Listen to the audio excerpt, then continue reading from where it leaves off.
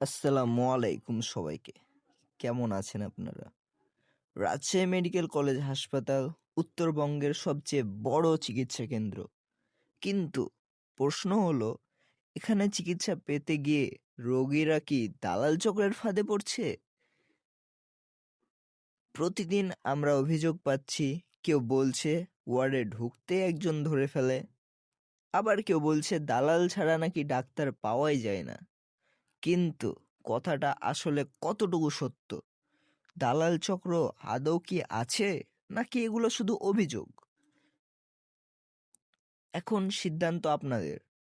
আপনারা কি চান আমি নিজে একটি লং ভিডিও বানাই, যেখানে ভুক্তভোগীদের অভিজ্ঞতা, তথ্য আর বাস্তব চিত্র তুলে ধরা হবে?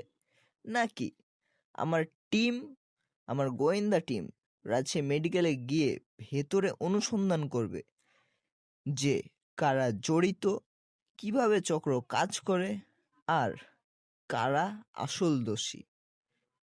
আপনাদের মতামতটা খুবই জরুরি বা খুবই গুরুত্বপূর্ণ। ধন্যবাদ।